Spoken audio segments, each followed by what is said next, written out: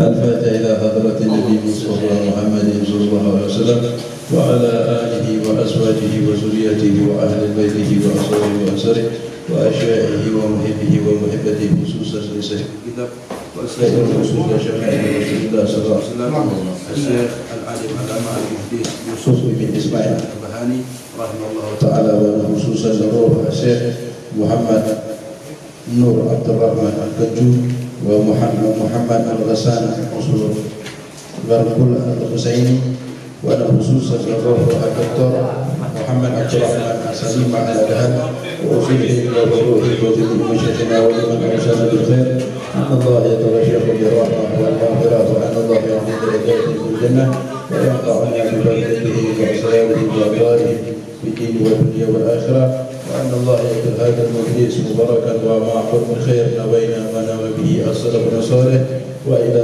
حضرة النبي مصطفى محمد صلى الله عليه وسلم الفاتحة. بسم الله الرحمن الرحيم الحمد لله رب العالمين الرحمن الرحيم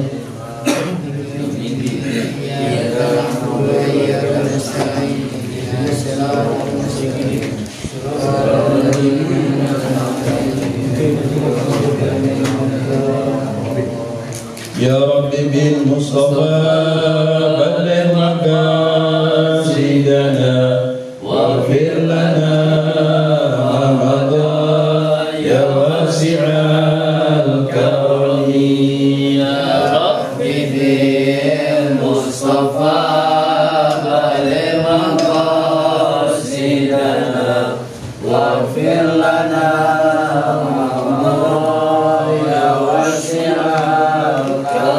نبينا الأمير نهي فلا أحد أبر في كوننا منه ولا نعم يا رب بالمصطفى بلغ مقاصدنا واغفر لنا ما مضى يا واسع الكرم. بسم الله الرحمن الرحيم بسم الله الرحمن الرحيم نويت تعلما وتعليما وتذكرا وتذكيرا والنفعا والانتفاعا والإفادة والاستفادة والحث على التمسك بكتاب الله وسنة رسول الله والدعاء على الهدى والدلالة على الخير وابتغاء مرضته وثوابه وقربه سبحانه وتعالى نوينا ما نوى به السلف الصالح نوينا ما أحاط به علم الله تعالى من صالح النيات حسبنا الله ونعم الوكيل نعم المولى ونعم النصير ولا حول ولا قوة إلا بالله العلي العظيم. بسم الله الرحمن الرحيم. قال المؤلف رحمه الله ونفعنا علمه بالدار العامين وقال رضي الله عنه. بسم الله الرحمن الرحيم. بين يدي الكتاب بالكلام الدكتور محمد عبد الرحمن سميلة الأدهال. لقد حظي طريق القدماء بالاهتمام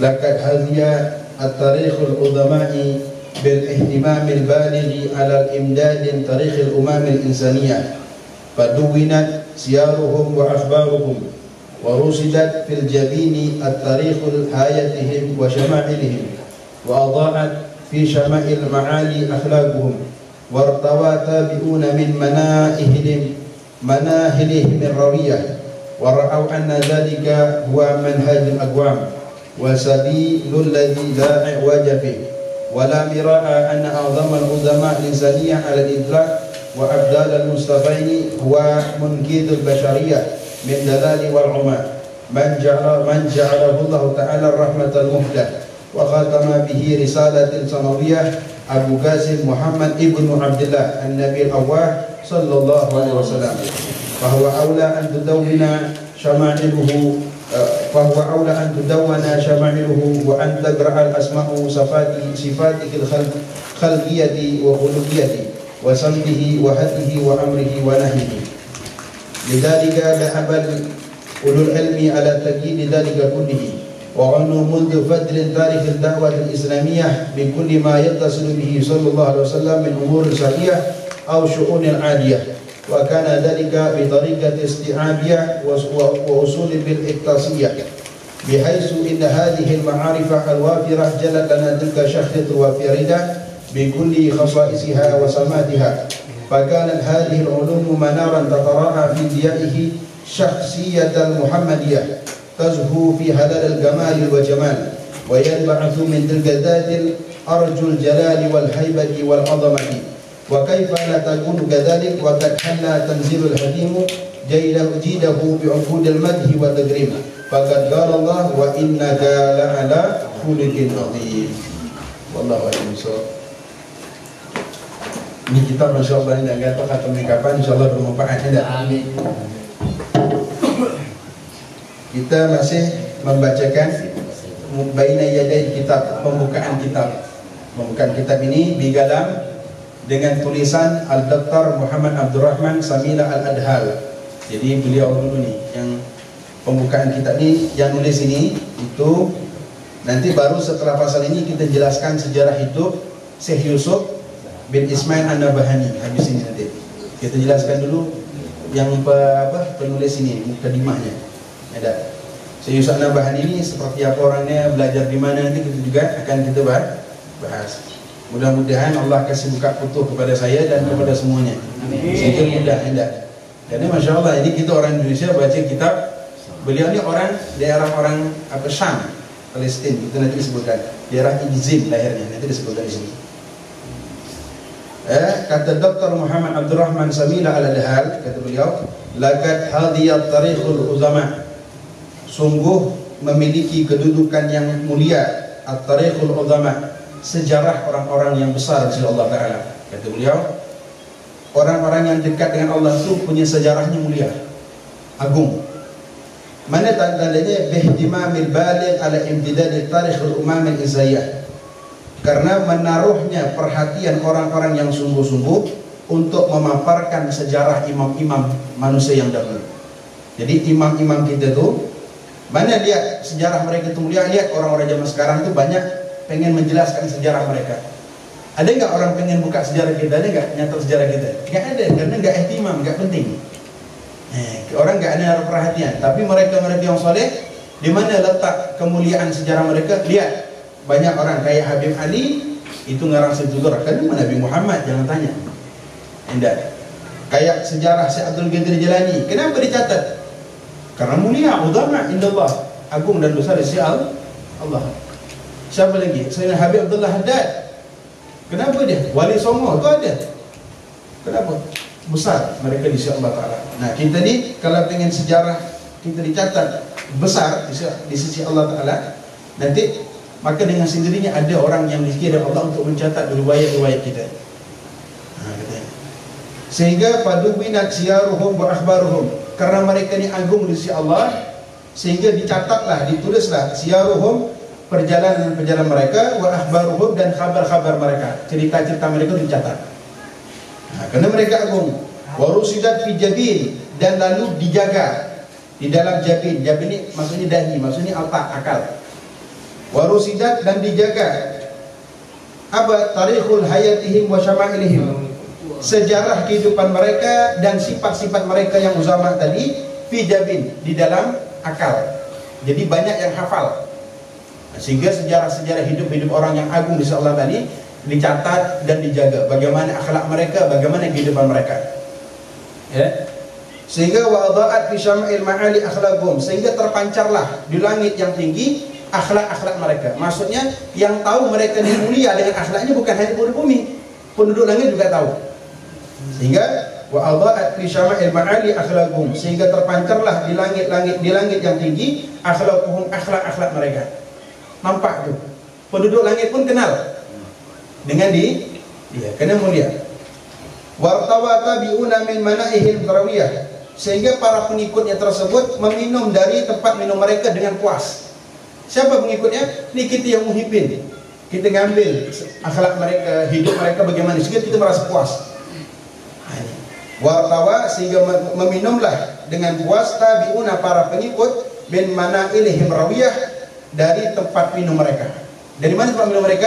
Ya Nabi Muhammad tirunya. Para tabi'in tadi ngambil ilmu-ilmu mereka, akhlak-akhlak mereka, puas hidupnya, senang. Nah, tuh. Kemudian wara'au anna dzalika huwa manhajul qawim, sehingga mereka melihat sesungguhnya mereka mengikuti uzama ini, para orang-orang yang alim di sisi Allah tadi, adalah manhajul aqwam, adalah jalan yang lurus. Ini jalan lurus menuju Allah. Wasabilal ladzi la iwaja fi, jalan yang enggak ada bengkoknya di situ. Dikatakan. Jadi kita ngikut ke mana? Apa pelajaran ini? Ngikut kepada orang yang ngikut Nabi Muhammad. Jadi belajar sama guru, yang guru itu sampai kepada Rasulullah. Sehingga kita, karena seorang guru ini ngajarkan bukan dengan tulisan saja, tapi juga dengan pandangan sehari-hari. Maka itu saya katakan dengan kawan, seorang pengajar dengan pendidik itu tidak sama. Mana sama? Kalau pendidik itu, kalau pengajar orang bisa ngajar tapi belum bisa mendidik. Tapi kalau orang mendidik, dia bisa ngajar, dia juga bisa mengarahkan anak itu, dicontohkan segala macam perilakunya sebagaimana yang diambil dari guru-gurunya sampailah kepada Nabi Muhammad. Nah, jadi ngajar tuh, kita ini kalau bingung masalah hadis Nabi bagaimana praktiknya, lihat aja Sayyidina Umar. Itu sunnah yang berjalan. Ikut kepada mereka dan sampai kepada Rasulullah. Itu namanya wartawa tabi'una min mana'ihim rawiyah wa ra'wana dzalika mahdul aqwam wa sabil ladzi la iwaja fi. Jalan yang enggak bengkok. Ikut aja tuh ke sana. Maka itu kalau orang belajar dari YouTube, Gram juga kita dengarin. Keluar-keluar pintar, enggak ada punya guru, mau jadi apa? Antum bisa debat saya di sini karena saya enggak punya HP bagus kayak gitu. Antum bisa debat. Bisa kalahkan ilmu-ilmu yang kita ajarkan. Karena kita satu kitab kita tidak banyak macam yang ada. Dengan belajar buka dengan waktu semalam untuk belajar bisa mengalahkan guru-guru yang ada. Hati-hati, tapi untuk penyakit, ada penyakit di situ. Sakit sombong segala macam hal.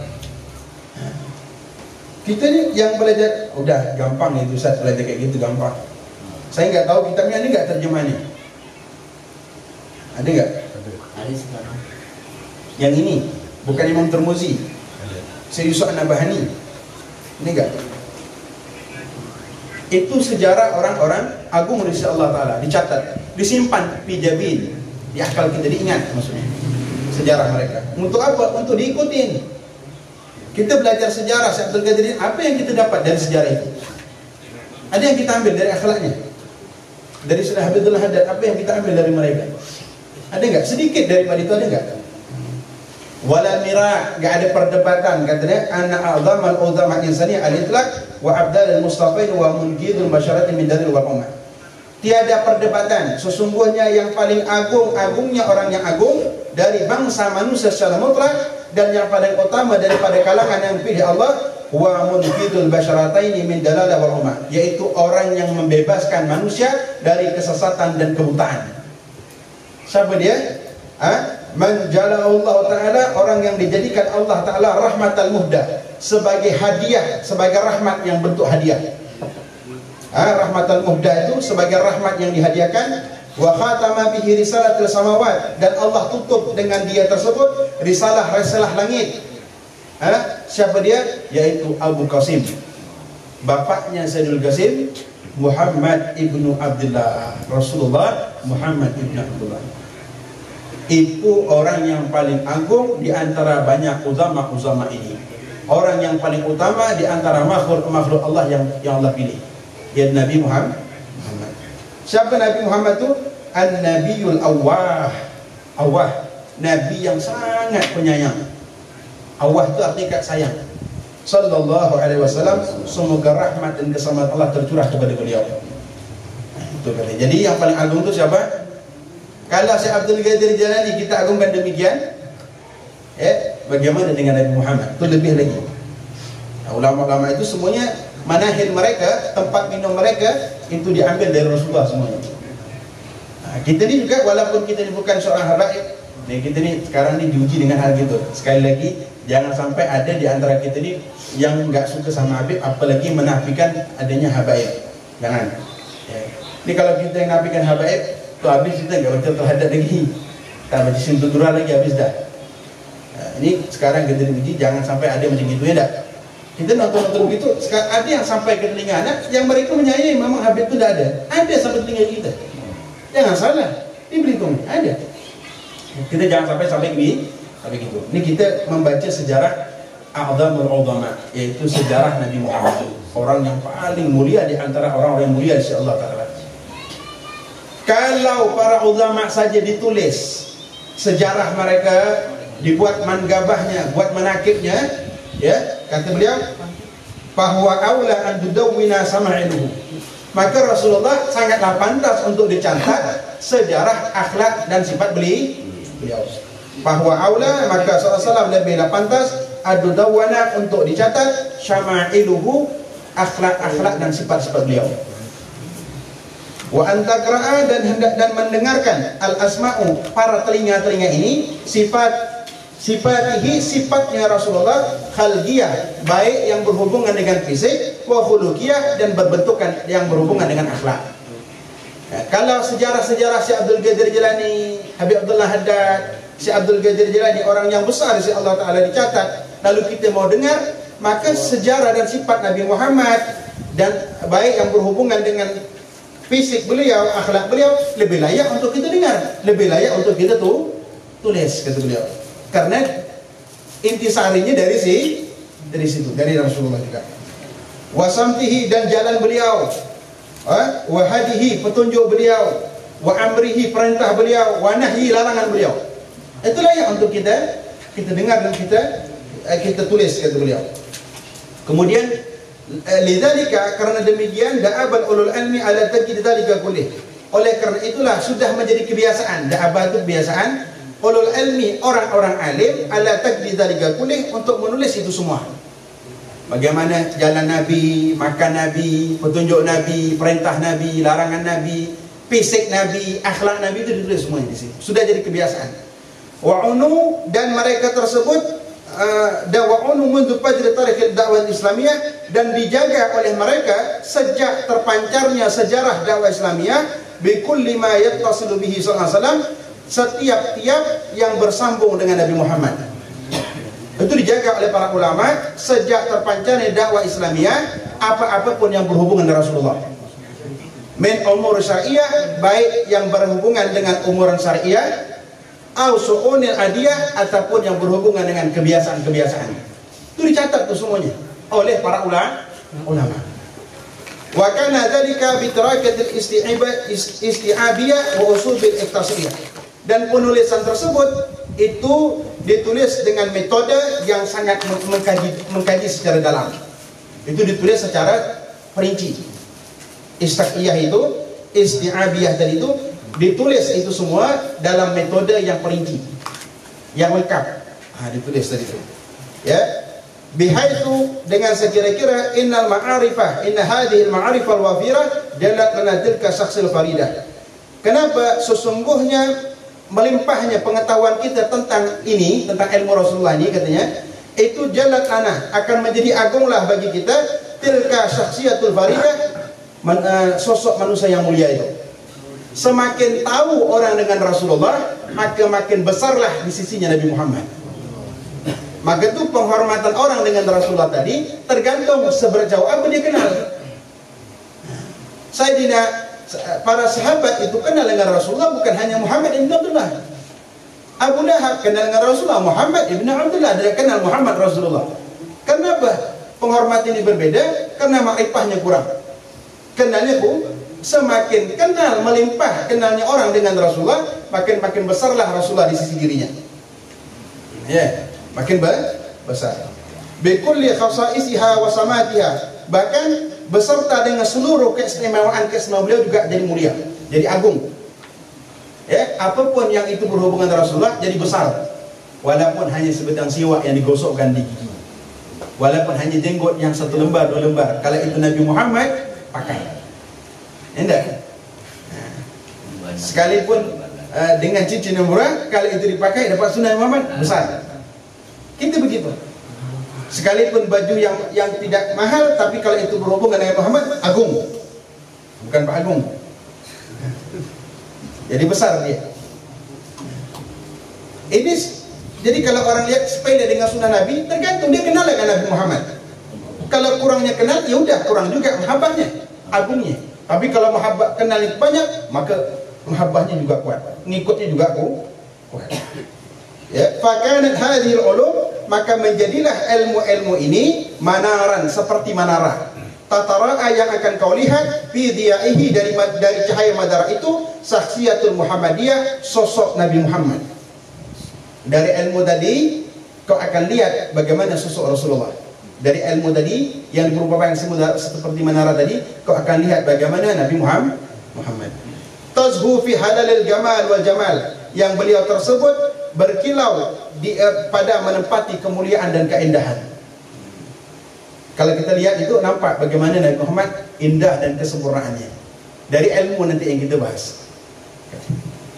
Wa yanba'athu min tilka dzatil arjul jalal wal haibati wal 'azamah, maka muncullah dari zat ini, zat Rasulullah yang mulia tadi, arjahul jalal wal haibah wal 'azamah, bau harum kewibawaan, keagungan dan kemuliaan. Sebab kita ini muncul dari situ dulu katanya. Wa kaifa la takunu kadzalik, bagaimana bisa tidak begitu? Bagaimana tidak timbul kewibawaan Rasulullah pada diri kita? Kat halla tanzilul hakim, sungguh mempercantik Al-Quran yang bijaksana, itu Allah Ta'ala yang menurunkan Quran, Allah Ta'ala yang bicara tanzilul hakim itu Allah Ta'ala. Jidahu Rasulullah bi'ubudil madhi wa takrim, dengan untayan pujian dan kemuliaan. Apa kata Allah? Wa innaka la'ala khuluqin hadim, sesungguhnya engkau Rasulullah berada di akhlak yang luhur. Itu siapa yang mulia? Memuji Al-Quran, itu kalamullah mulia. Kita ni gak kenal Rasulullah, biasa-biasa saja dengan Nabi Muhammad, karena kita kurang kenal. Lalu wali anna ra'yil awal min sahabatil kiram, dan karena sesungguhnya kelompok pertama daripada sahabat sang mulia, huwa jilul mathali, mereka adalah generasi tauladan. Jilul mathali itu adalah generasi tauladan, li'annahum khirrijul madrasah nubuwiyah, karena mereka adalah alumni madrasah Nabi. Para sahabat itu menjadi jilul mathali, menjadi generasi tauladan. Kenapa? Li'annahum khirrijul madrasah nubuwah, karena mereka itu keluar atau alumni dari madrasah Nabi. Artinya langsung keluar dari Rasulullah, dia belajar. Jadi murid-murid Nabi Muhammad, para sahabat itu. Kalau khirid itu artinya alumni, keluaran dari mana gitu. Kalau saya khirid Darul Islam, khirid Tarim, ada begitu. Nah, ini para sahabat, mereka adalah orang yang keluaran dari Nabi Muhammad. Alladzina talaqqaful furganan ghaddan dariyan min fihi Rasulullah SAW. Mereka adalah orang-orang yang mengambil Al-Quran ghaddan dariyan, dengan sungguh-sungguh, min fi Rasulullah SAW, dari mulut Nabi Muhammad. Jadi kalau kita baca Quran dari saya doang, bismillah. Ini kalau para sahabat itu mereka dengar benar-benar itu dari lidah Nabi Muhammad, keluarnya dari mulut Nabi Muhammad. Jadi para sahabat ini ya. Maka wa innahum kanu asyadda khalqi haibah lahu.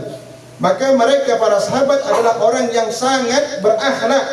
Ya, asadu khalqi, wa innahum kanu asyadda khalqi haibah lahu. Mereka adalah orang-orang yang makhluk yang sangat haibah, itu merasa wibawa kepada Rasulullah SAW. Para sahabat itu adalah manusia yang sangat merasa haibah kepada Nabi Muhammad. Jadi kalau depan Nabi Muhammad wibawa. Wa aktsaruhum adaban ma'ahu, dan orang yang paling banyak beradab dengan Nabi Muhammad itu para sahabat. wa a'dhamahum ijlalan lahu wa tawqiran, dan orang yang paling mengagungkan Nabi Muhammad itu para sahabat.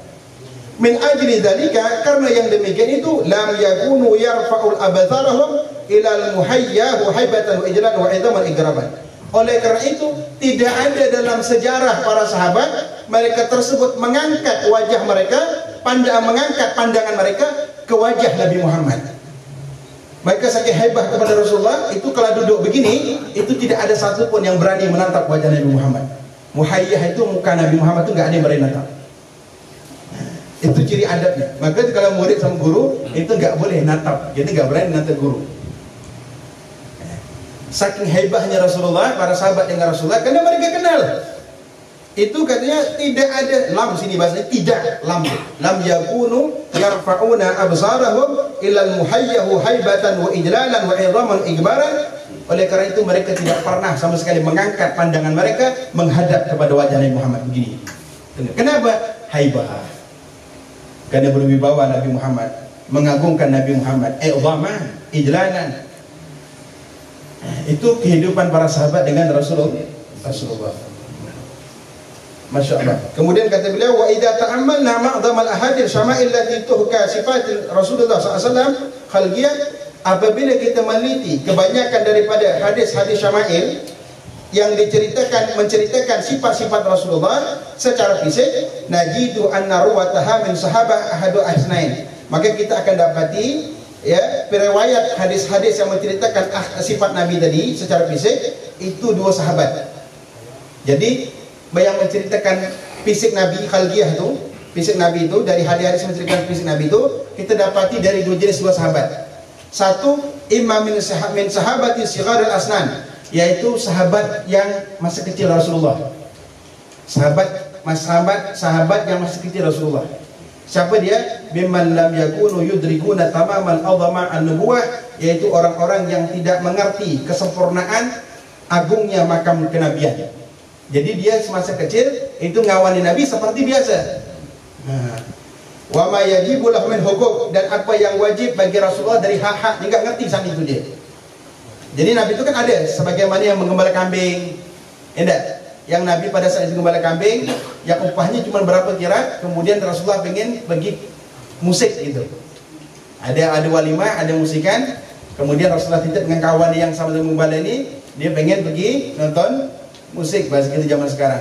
Tahu-tahu tiba sana dibuat Allah tidur. Sampai sana tidur, bangun tak bangun sampai matahari terbit. Baru Nabi sah. Malam besok gitu lagi, besok lagi dibuat sama Allah Taala, dijaga oleh Allah Taala, enggak maksiat.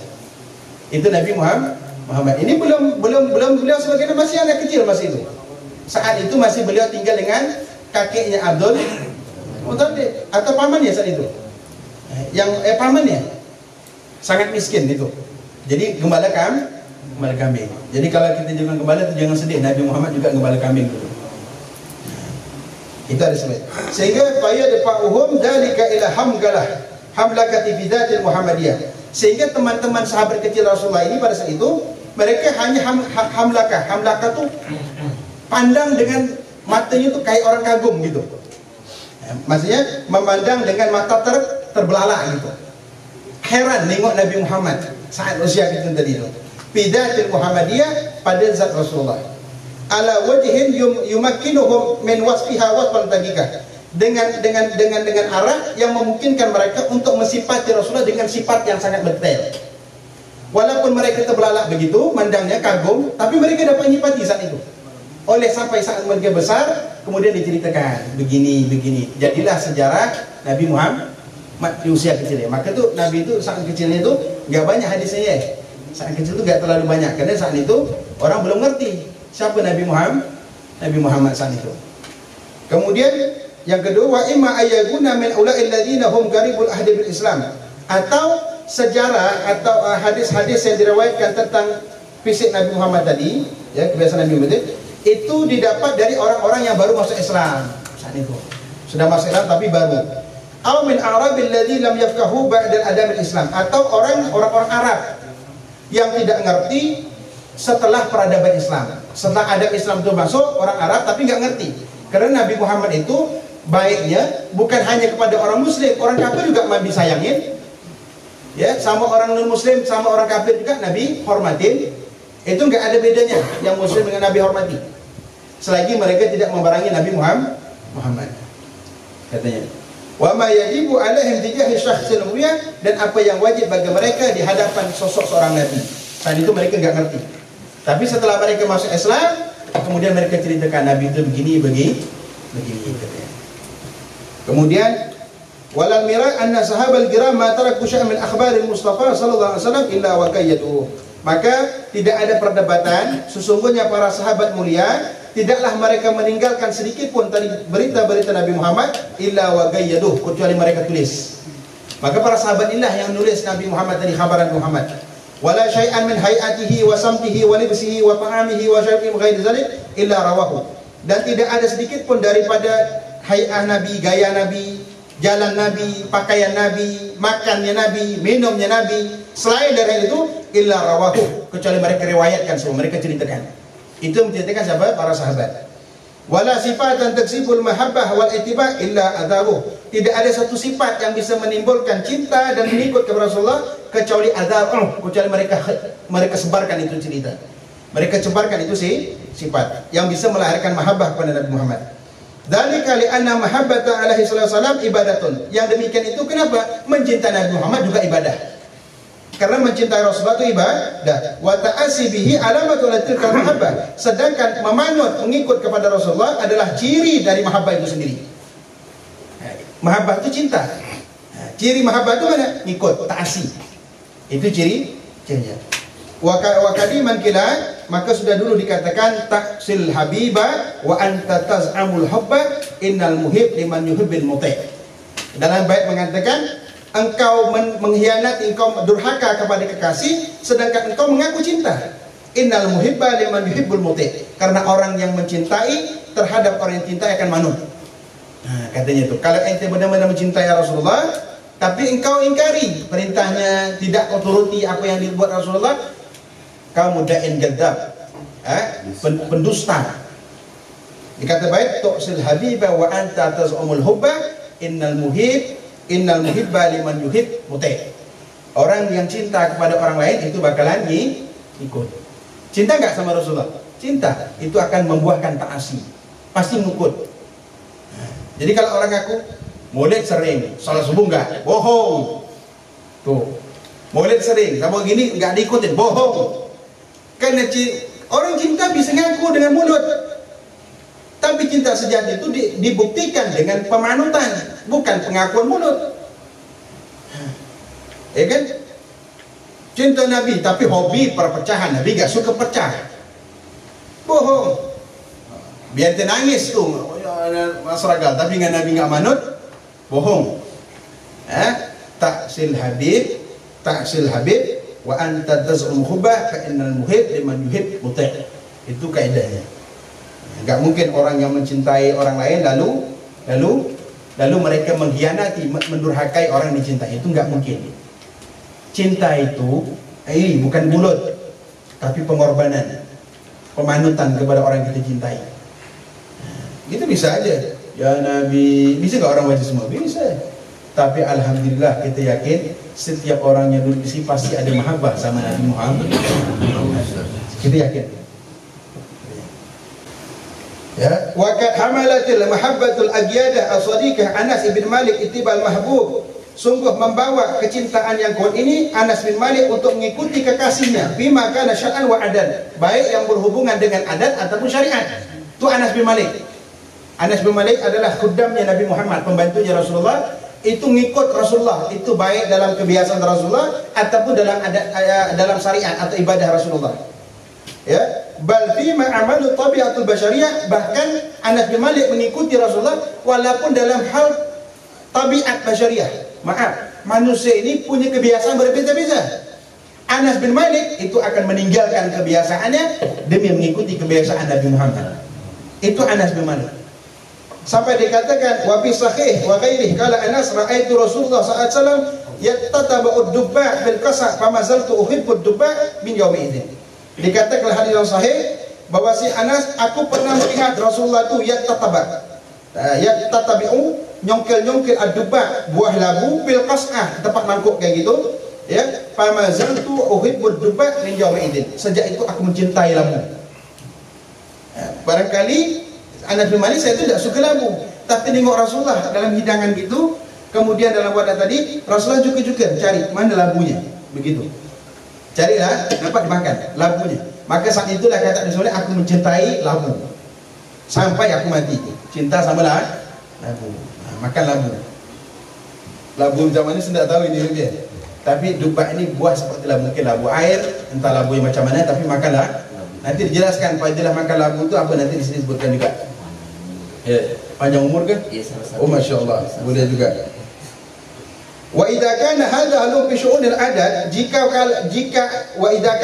ada ini kebiasaan mereka dalam adat istiadat, maka fayakunu haluhum fi umur syar'i wal ibadat. Bagaimana para sahabat dengan syariat? Kalau ada istiadat aja niru Nabi Muhammad, bagaimana keadaan para sahabat terhadap syariat ibadat? Macam mana? Makannya ini tiru, kesukaannya ini ditiru. Itu. Inilah letak juga mengajarkan kepada kita, guru sama murid itu begini keadaannya. Kan bukan sembarangan. Itu para sahabat ini santrinya. Sikit aja dia. La syakka annahum kan ashadda tamasuk bil hadi nabawi. Maka sungguh tiada keraguan, sesungguhnya para sahabat itu adalah orang-orang yang sangat berpegang teguh dengan petunjuk Rasulullah. Wa tadbiqihi bihadafirihi wa kadzalika ta'muru, dan mempraktekkan dengan sesungguh-sungguhnya apa yang diajarkan Rasulullah tadi. Wa kadzalika kal-amru, begitulah keadaannya mereka. Jadi para sahabat itu kebiasaannya itu suka niru Nabi Muhammad, itu sudah ada syahadatnya. Kebiasaan Rasulullah. Sikit. Wa hadza Abu Ayyub Al-Ansari lamma ra'a radda Rasulullah sallallahu alaihi wasallam ta'am alladhi fi sum. Ini lihat Abu Ayyub Al-Ansari ketika melihat Rasulullah menolak makanan di dalamnya ada bawang. Bawang merah di sini ya. Ya, bawang putih ya, sum bawang putih ya. Bawang putih, bawang merah sum tu. Bawang putih ya. Basal ya saya. Sum. Ini Nabi Muhammad itu Abu Ayyub Al-Ansari pernah melihat Rasulullah itu menolak makanan yang di dalamnya ada bawang putih. Karena bawang putih ini busuk ya, enggak busuk. Maka gari hala syahar wa adaha hatta mamat. Maka Abu Ayyub Al-Ansari membenci itu pohon sampai saya mati gitu deh. Enggak makan itu. Pikir nih bawang putih itu nikmat, dibakar buat kentut. Gitu. Bawang putih dimakan itu paling banyak kalau masak itu banyak putih. Itu Nabi Muhammad. Wa ma hadza illa lima usriba qalbuhu min hubbi sadiq masduq sallallahu alaihi wasallam. Ini semua tidak terjadi kecuali karena hati Abu Ayyub Al-Ansari ini terserap kepada mahabbah terhadap Rasulullah. Diserap hatinya untuk mahabbah kepada Nabi Muhammad. Yang begini pun mereka lakukan, apalagi ibadahnya.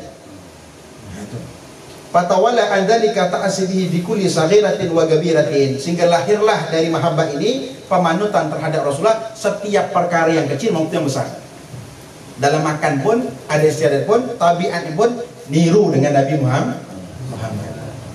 Ini kita ya. Maka dari sekarang nanti kita memang sih kita nanti nggak tahu ya niru Nabi Muhammad dalam jalan, dalam pakaian, ya, dalam senyumnya. Walaupun sebagian fisik Nabi Muhammad tidak bisa tiru ya. Yang nggak punya jenggot nggak mungkin niru jenggot. Tapi minimal kita rawat kalau yang punya tuh. Ya, giginya Nabi Muhammad itu seperti apa, pipinya itu gak macam kita ini gembung. Bagus begini. Jadi kalau kita bayangkan Nabi Muhammad itu tampannya luar biasa, kulitnya itu jangan tanya, cara jalannya itu tidak lembek kalau tak makan. Nabi Muhammad itu gagah. Berarti jalan itu gagah. Perutnya gak buncit. Sawah, dada dengan perut itu sawah. Rata. Itu bagus. Kita suspek ya? Gak tahu juga. Nabi Muhammad tu gak besar tapi bukan gemuk dengan daging. Memang perawat tulang-tulangnya itu besar. Gak kecil dia.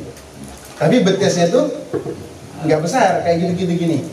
Nanti disebutkan dikah. Nanti kita jelaskan. Wallahu a'lam bishawab. Semoga Allah Taala curahkan kepada hati kita mahabbah shadiqah ila Nabi Muhammad sallallahu alaihi wasallam. Amin ya rabbal alamin. Allahumma anfa'na bima 'allamtana wa 'allimna ma yanfa'una wa zidna ilman. Wa sallallahu ala sayyidina Muhammad alhamdulillah rabbil alamin. Ini kita agak terburu-buru yang macam begini ya. Agak penat juga rasanya. Tapi insyaallah taala ada. Semoga bermanfaat ya rabbal alamin. Sallu ala Muhammad.